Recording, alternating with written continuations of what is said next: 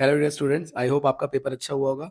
तो जिनका भी सेट 2 क्वेश्चन पेपर कोड 30/3/2 है, उसके एमसीक्यूज अपने मिला ले। तो देखिए, पहला जो एमसीक्यू है स्टैंडर्ड का पेपर है आपका। इसमें आपसे क्या रखा है, given that sign 2 alpha equal to root 3/2, value find करनी है साइन 3 अल्फा की। ठीक है, तो देखिए इसको क्या करेंगे, हम कंपेयर कर लेंगे जैसा हम करते थे। तो ये साइन 2 अल्फा इक्वल टू, ये वैल्यू होती है साइन 60 की। साइन से साइन कैंसिल हो गया, अल्फा इक्वल टू आ गया 60/2, क्योंकि 2 डिवाइड में चला जाएगा, ये आ जाएगा 30। तो जहां पर आपको अल्फा दिखाई दे रहा है वहां 30 आप रख दीजिए। तो साइन 3 × 30, साइन 3 × 30 होगा साइन 90, और साइन 90 की वैल्यू होती है 1। तो ऑप्शन नंबर सी। ओके, सो यही हुआ होगा। नेक्स्ट, मीडियन और मोड आपको गिवन है और आपको मीन निकालना है। तो एम्पेरिकल फॉर्मूला वो लगा देना था, 3 median equals to mode plus 2 mean. Okay, तो 3 मीडियन की वैल्यू जो है वो रख दिया आपने। तो मीडियन है 25.2 इक्वल टू मोड जो कि है 26 + 1 और 2 मीन। इसको सॉल्व किया तो ये आ गया 3 × 2 = 6, 5 × 3 = 15, 3 × 6 + 1 7, 75.6, और 26.1 इधर आके माइनस हो जाएगा, इक्वल में 2 मीन। इनको सॉल्व करेंगे तो 6 में से 1 गया 5, 5 में से 6 जाएगा नहीं, तो इसने बोरो लिया 15 में से। अगर हम 6 को माइनस करते हैं तो ये आएगा 9, यहाँ से बोरो लिया तो यहाँ 6 बचे, 6 में से 2 गया 4, 49.5 इक्वल टू 2 मीन। अब 2 मल्टीप्लाई से डिवाइड में जाएगा, जब ये डिवाइड में आएगा तो इसको कट कर देगा, 2 2 4 8, 1 बचा, 2 7 14, तो 24.75। तो 24.75 आपका option number A. Okay, next, इसमें क्या रखा है, length of the shadow of tower is √3 times its height then altitude of the sun. ये बहुत बार क्वेश्चन आता है। तो आपको बोल रखा है कि जो लेंथ है शेडो की, शेडो वाली लेंथ जो है √3 टाइम्स है हाइट ऑफ द जो हमारा कोई भी टावर है उसकी, टावर एच है। तो आप रेशियो जो लेते हैं, क्योंकि आपको थीटा बताना है, रेशियो लेते हैं परपेंडिकुलर और बेस का। तो परपेंडिकुलर और बेस जो होता है हमारा, वो होता है 10 थीटा। ओके, तो ये आ गया 1/√3।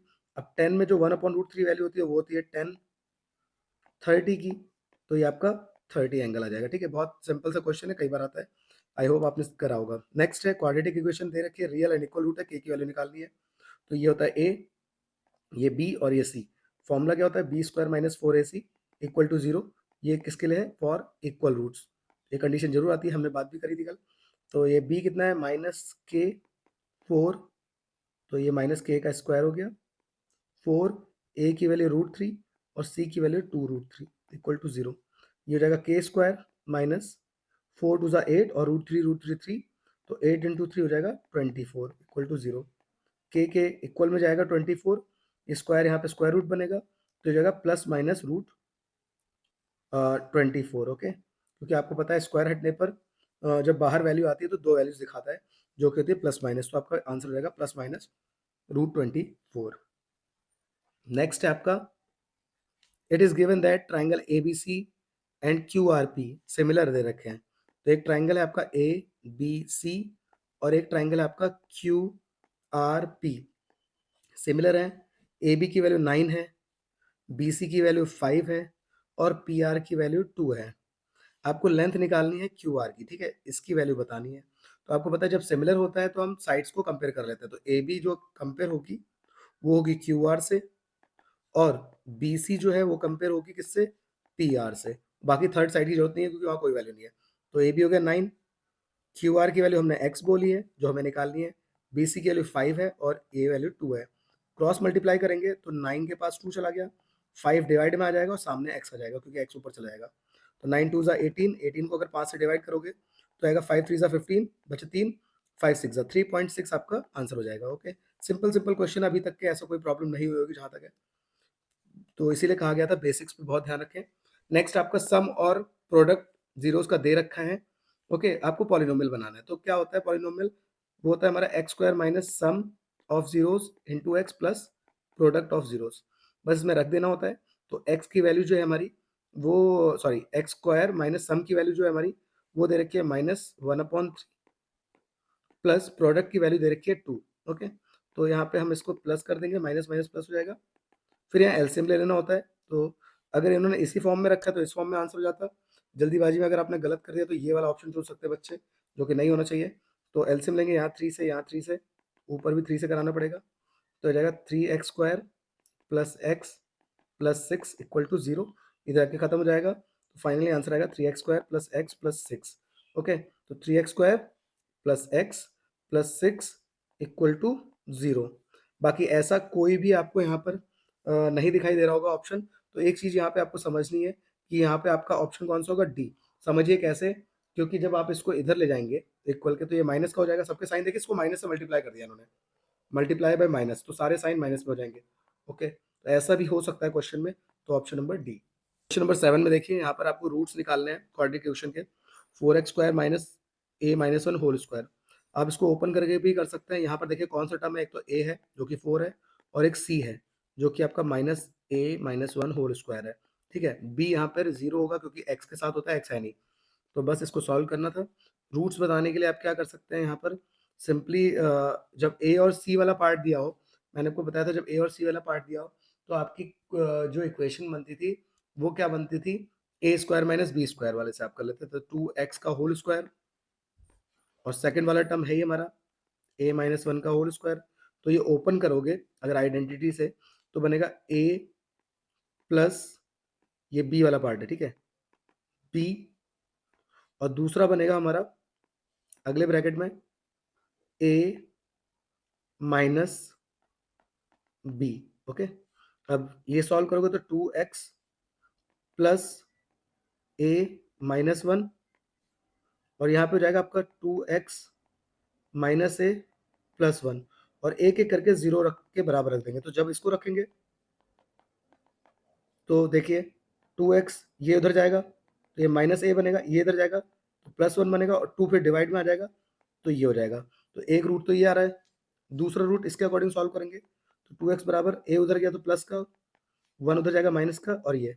तो अगर ऐसा कहीं आपको दिखाई दे रहा है तो वही आपका आंसर होगा। देखिए a माइनस 1/2 ये भी है, ये भी है, ठीक है, और माइनस a प्लस 1/2 तो ये वाला है। तो आपका ऑप्शन नंबर बी। ओके, तो ये इस तरीके से हो जाता। नेक्स्ट क्वेश्चन है आपका 8th। In the given figure PT is tangent to the circle with centre O। PT tangent दे रखी है एंड रेडियस R दे रखा है। POT आपको 45 दे रखा है। आपको OP की वैल्यू फाइंड करनी है, ये वाली वैल्यू फाइंड करनी है, ठीक है। सामने 90 होता है, हमको पता है 90 के सामने वाले को हाइपोटेनस बोलते हैं, और ये जो नीचे जो है, जो टच हो रहा है 90 से, वो होता है बेस, ठीक है। तो बेस और हाइपोटेनस किसका रेशियो होता है। अब एंगल 45 है, आप 45 के सामने वाले को परपेंडिकुलर, एंगल के सामने वाले को परपेंडिकुलर बोलते हैं। तो रेशियो ले लीजिए, ये आपका बेस है, ये हाइपोटेनस है। तो बेस और हाइपोटेनस होता है कॉस का, और एंगल हमको दे रखा है 45। कॉस 45 होता है 1/√2। ओके, बेस कितना है r, और ओपी हाइपोटेनस कितना है ओपी, जिसको हमने एक्स बोला है ओपी बोल दीजिए।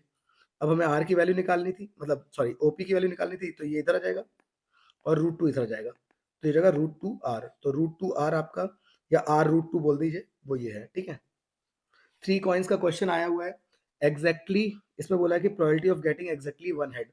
तो 3 कॉइन जब भी आते हैं तो आउटकम्स बनते हैं हमारे 8, और कौन कौन से होते हैं वो, head head head, head head tail, head tail head, tail head head, फिर tail tail tail, tail tail head, tail head tail, और लास्ट में आपका हेड टेल टेल। आपसे बोला क्या है, गेटिंग एग्जैक्टली 1 हेड। अब सिर्फ 1 हेड किसके पास होता है, इसके पास होता है, इसके पास होता है, इसके पास होता है, एग्जैक्टली 1। तो 3 ऐसे केसेस हैं, तो 3/8 आपका आंसर हो जाएगा, ठीक है। पूरा एक्सप्लेन भी कर दिया है। 10th वाला है आपका, the number of multiplying of 4 lying between 12 and 250। Multiples of 4 lying between 12 and 250 आपको बताना है n, ठीक है। तो 12 और 250 के बीच में 4 के कितने मल्टीपल्स है, तो 12 के बाद वाला नंबर चुनेंगे। जब भी बिटवीन देता है बाद वाला चुनता है। 16 से शुरुआत होगी, फिर 20 आएगा, और 250 से पहले होता है 248। ये 80 बना रहा है, ये a हो गया, d4 हो गया, ये हमारा an हो गया। तो 248 बराबर a, फॉर्मूला लगा दिया a प्लस n-1, और गैप हमारा 4 का है, इधर आके माइनस होगा। तो 8 में 6 गया आपका 2, 4 में 7 गया 3, 232, और ये 4 डिवाइड में आ जाएगा। कट करेंगे, 4 5 20, 4 8 और -1 इधर आया तो 59 आ जाएगा। तो 59 आपका आंसर हो जाएगा। पॉइंट तो बिल्कुल नहीं चुना था क्योंकि n कभी भी पॉइंट में नहीं होता है। ओके, नाउ नेक्स्ट में आपका 1/3 cot 30 हमारा tan 30 का रेसिप्रोकल होता है। tan 30 आपका 1/√3 होता है, तो इसका रेसिप्रोकल √3/1, तो √3 हो जाएगा, 1 लिखने की जरूरत नहीं है, स्क्वायर। सेक हमारा cos 60 का होता है, तो cos 60 हमारा होता है 1/2, तो इसका रेसिप्रोकल 2/1 हो जाएगा, 2/1 इधर भी स्क्वायर हो रहा है। अब 1/3 √3 का स्क्वायर 3, 2 का स्क्वायर 4, 3 से 3 कटा 1, 2 से 4 कटा 2 टाइम्स, तो 1 - 2 आंसर आया -1, तो ऑप्शन नंबर ए। ओके, ऐसे नेक्स्ट क्वेश्चन को देखते हैं। क्वेश्चन नंबर 12 को देखिए, ये भी काफ़ी अच्छा क्वेश्चन है, थोड़ा सा घुमा के बच्चों को प्रॉब्लम हुई हो कुछ, लेकिन ध्यान से करते तो हो जाता। ट्राइंगल ए बी सी हमारा इक्विलेटरल ट्राइंगल है, ए डी मीडियन है, और triangle joining points A, okay, और डी के पॉइंट्स दे रखे हैं, बी और सी के पॉइंट्स हमें बताने हैं। अब इक्विलेटरल ट्राइंगल है तो सारी साइड्स बराबर होंगी, बट यहाँ पे थोड़ा सा दिमाग लगाइए, डी हमारा 0 0 है, मतलब ओरिजिन है, और ये हमारा एक्स एक्सिस होता है, ठीक है, नीचे वाला, ये हॉरिजॉन्टल वाला, तो इसके राइट साइड में जो वैल्यू होगी, ये भी सी के पॉइंट कहाँ पे है, एक्स एक्सिस पे होंगे, एक्स की वैल्यू होगी वाई 0 होगा। ऐसे इधर जाएंगे तो नेगेटिव एक्स जो होगा नेगेटिव होगा, और वाई तो 0 ही हो जाएगा, तो यहाँ से आपको आइडिया मिल जाएगा। अब आप बी सी की डिस्टेंस निकाल लीजिए डिस्टेंस फॉर्मूला से, ये x1 y1 और ये x2 y2, तो x2 माइनस x1 की वैल्यू माइनस है, तो फिर से प्लस हो जाएगा, और y रखने की जरूरत नहीं है, 0 0, तो ये हो जाएगा 2x का होल स्क्वायर, और जाएगा 4x स्क्वायर, 4 होता है 2 का, फिर से x स्क्वायर का x हो जाएगा, तो ये टोटल डिस्टेंस आपकी 2x आ जाएगी। आप देख भी सकते थे -x, और माइनस साइन नहीं लेते डिस्टेंस में, तो x और x 2x हो जाता। ओके, तो ये आपका 2x आ जाता डिस्टेंस। नाउ सारी डिस्टेंसेस हमारी 2x ही होती। ओके, अब आप कहीं पे भी किसी भी साइड पर डिस्टेंस फॉर्मूला लगा दीजिए, जैसे मैं ए सी की साइड पे डिस्टेंस फॉर्मूला लगा देता हूँ, तो ए सी बराबर ये x1 y1, ये x2 y2 है ही, x2 minus x1 whole square plus y2 minus y1 whole square, x minus 0 x होता है x स्क्वायर, और ए सी देखिए यही होगा, जितना बी सी है उतना ए सी है, सारी बराबर है, तो ये ऊपर 2x आ चुका है, तो उसको 2x के बराबर रखें, ध्यान रहे। अब यहाँ पे करेंगे तो 5 का स्क्वायर 25, √3 का स्क्वायर 3, और 2 का स्क्वायर 4, और माइनस प्लस बन जाता है। अब स्क्वायरिंग ऑन बोथ साइड कर देंगे रूट हटाने के लिए, तो हो जाएगा, इधर हो जाएगा 2 का फिर से वही 4x स्क्वायर प्लस 75/4, इधर के माइनस करा तो जाएगा 75/4, हो गया 3x स्क्वायर, मल्टीप्लाई से 3 नीचे डिवाइड में चला जाएगा, 75/4 इंटू 3, 3 से काट दिया, 3 2 3 5, तो 25/4 आया। स्क्वायर हटता है तो रूट आता है। अब बाहर जो वैल्यू आती है एक्स की, तो दो वैल्यू आती है, तो एक वैल्यू एक्स की आएगी 5/4, और एक आएगी -5/4। अब माइनस वाली वैल्यू हमें पता है, बी वाला ये वाला कोऑर्डिनेट माइनस में एक्स का, तो ये आपका हो जाएगा -5/4 इंटू 0, और दूसरा वाला पॉजिटिव है, तो ये हो जाएगा 5/4, 0, जो कि है ऑप्शन नंबर बी। ओके, तो इस तरीके से इसको करना था, जिसने भी ऐसे किया है उसका आगे होगा, वरना ऑप्शन अगर आपने डायरेक्ट भी चुना है तो आपका सही हो जाएगा, बी वाला ऑप्शन होगा इसका। क्वेश्चन नंबर 13 में क्या रखा है, nth term of AP। Okay, nth term निकालना है, तो ये आपका a होता है, d आपका इन दोनों को माइनस करके मिलेगा, 2/3 में से माइनस कर देंगे -1/3 को, एलसीएम 3 ही है, 2 माइनस माइनस प्लस बन जाएगा, तो 3/3 आपका 1 हो जाएगा, तो d 1 हो गया। अब आपको nth टर्म निकालना था, तो an निकालना है, a plus n-1 into D. अब a की वैल्यू हमारी -1/3 थी, n हमको n ही रखना होता है, और d हमारा 1 है। इसको सॉल्व करते हैं तो ये जाएगा -1/3 इक्वल टू -1/3 प्लस n-1, ठीक है। और यहाँ पर आगे शायद ऐसा कोई क्वेश्चन में आंसर तो दे नहीं रखा है, तो आप इसका एलसीएम ले लेंगे। एलसीएम कैसे लेंगे, तो वो देख लेते हैं। नंबर को इन्होंने नंबर के साथ ही सॉल्व किया, n को अलग रख के -1/3 और -1 को सॉल्व किया है, तो एलसीएम लेंगे यहाँ पे, 3 से ऊपर और 3 से नीचे मल्टीप्लाई करेंगे, तो -1 -3/3, -1 और -3 होता है -4/3, तो n-4/3 हमारा आंसर हो जाएगा। ये तो बी वाला पार्ट, ठीक है। क्वेश्चन नंबर 14 को देख लीजिए, इसमें क्या रखा है, पी ए और पी बी हमारी टेंजेंट्स है to circle centred at O. P B A 65 दे रखा है, पी बी ए मतलब ये वाला एंगल, आपको बताना है एंगल ए पी बी, ठीक है, तो ए पी बी की वैल्यू बतानी है, ये वाली। अब ये कैसे होगा, तो आपको पता है जो टेंजेंट ये वाली लाइन और ये वाली लाइन बराबर है यहाँ तक की, तो जितना एंगल ये होगा उतना एंगल ये होगा। ओके, तो हमें पता है जब साइड्स बराबर होती है इसका एंगल जो अपोजिट में तो बराबर होते हैं, तो ये हो गया 65, और एंगल हम प्रॉपर्टी लगा देते हैं in triangle P A B में, तो तीनों एंगल का सम 180 होता है, 65 plus angle A P B बराबर 180। ये दोनों ऐड करेंगे तो ये हो जाएगा 130, उधर जाके माइनस हो जाएगा, तो एंगल ए पी बी की वैल्यू आ जाएगी आपकी 50 डिग्री। ठीक है, सिंपल। देखिए यहाँ पर 16th वाला क्वेश्चन है, इसमें शायद प्रॉब्लम हुई बच्चों को। यहाँ पे आप इक्वेशन से अगर कंपेयर करेंगे तो आपको A1/A2 वाला जो रिलेशन है जो आपने देखा होगा, P1/B2 not equal to C1/C2 नहीं मिल रहा होगा। ठीक है, तो यहाँ पर आप एक और तरीका जो होता है वहाँ पे स्लोप कंपेयर करी जाती है। इक्वेशन होती है, स्लोप आपको चेक करनी है। स्लोप की इक्वेशन होती है y equal to mx plus b यहाँ पे कोई कांस्टेंट आएगा। ठीक है, तो ऐसी इक्वेशन आपको बना देनी है y के फॉर्म में। तो अगर हम पहले इसको देखें तो ये क्या होगा, 2x minus 6y equal to 7 लिखा है ना, हम y को इधर रखेंगे सिर्फ, बाकी को इधर ले जाएंगे। तो -6y equal to 7 minus 2x। अब y equal to 7 minus 2x upon -6। Okay, अब इसको थोड़ा सा सॉल्व करते हैं। तो 7 अपॉन -6 और आगे -2x अपॉन -6 एलसीएम की तरह काम कर रहा था। अब देखें यहाँ पे ये कैंसिल हो रहा है, ये 2 1 और 2 3 तो फाइनली जो इक्वेशन आ रही है वो आ रही है आपकी x के साथ आ रहा है 1/3, तो x के साथ आ रहा है 1/3, तो यही हमारा m होता है, m स्लोप। ठीक है, तो m हमारा अगर 1/3 आ जा रहा है किसी भी इक्वेशन में तो वही आपका आंसर होगा। ओके, तो क्वेश्चन था थोड़ा डिफरेंट। तो देखिए इसमें किसके साथ ऐसा होगा वो देखते हैं। अब यहाँ mx प्लस b से कंपेयर कराएं तो यहाँ पे 3 आ रहा है, तो ये तो नहीं होगा। यहाँ पे अगर हम देखें तो यहाँ पे 2x y को इधर लेके आते हैं, पहले इसको सॉल्व करता हूँ। y इधर आएगा तो 6x हो जाएगा और ये इधर आएगा तो माइनस का 2x हो जाएगा। x बराबर 9/6 माइनस 2x/6 कट करते हैं इधर, 2 1 जा 2 3 जा, तो 1/3 तो आ रहा है लेकिन साइन माइनस आ रहा है, इधर प्लस है तो ये भी नहीं होगी। थर्ड में देखते हैं तो यहाँ पर देखिए -3y बराबर 7 माइनस x, इसको इधर ले गए, y बराबर 7/3 x/3। ओके, ध्यान रहे क्योंकि दोनों के साथ जा रहा है तो दोनों के साथ हम लिखेंगे। ये माइनस माइनस क्या बन जाएगा आपका, प्लस बन जाएगा। तो यहाँ पर जो स्लोप बनी है 1/3 की बन रही है, तो इसका सी वाला ऑप्शन बिल्कुल सही हो रहा है, डी को चेक करने की जरूरत नहीं है, तो सी ही हमारा आंसर हो जाएगा। ओके, स्लोप वाले से चेक करना था, बाकी मैं इसको बाद में और अच्छे से बता दूंगा जो आगे बच्चे करेंगे। तो इसका आंसर हमारा हो जाएगा x minus 3y equal to 7। Question number 17 को देखते हैं। ए बी और ई एफ आपके पैरेलल हैं, x की वैल्यू फाइंड करनी है। तो जब पैरेलल होता है तो बीपीटी क्या कहती है, A D upon D A E, मतलब D A upon A E बराबर D B upon B F. Value रख देते हैं 2x upon 3x plus 1, D B की वैल्यू x और ये हो जाएगा 2x माइनस 1/2।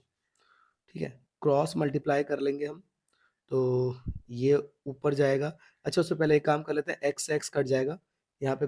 ठीक है, नीचे नहीं कट होगा लेकिन ऊपर तो कट जाएगा क्योंकि इसके साथ मल्टीप्लाई में ही लिखा है। तो इसको ऊपर ले जाएंगे तो 2 ब्रैकेट में 2x माइनस 1/2 और ये उधर जाएगा तो 1 से मल्टीप्लाई होकर वही आ जाएगा 3x प्लस 1। सिंप्लीफाई करते हैं, 2 टू द 4x माइनस इस किससे कराएंगे तो 2 इंटू माइनस 1/2, ये कट के -1 दे देगा। ओके, सो ये हो जाएगा -1 इक्वल टू 3x प्लस 1। अब इधर आ गया 4x माइनस 3x, -1 उधर गया तो +1 हो जाएगा, ये हो जाएगा x बराबर 2। तो x की वैल्यू जो हमारी आ रही है और ये 2 ओनली। ओके, स्क्वायर वाला कोई भी नहीं आएगा तो ध्यान रखें आपका एक ही वैल्यू आएगी 2 ओनली, तो ये रहेगा हमारा 2 ओनली। नेक्स्ट ये है, ये आपका कंपोजिट होता है। देखिए 3 कॉमन ले लेंगे, ये इस टाइप का अपने देखोगे 1 इंटू 11 इंटू 13 प्लस 1। अब 11 इंटू 13 हमारा होता है 1 1, ये हो जाएगा 143। ठीक है, 143 प्लस 1 144, तो 3 इंटू 144, दो फैक्टर हैं, एक और बन जाएगा।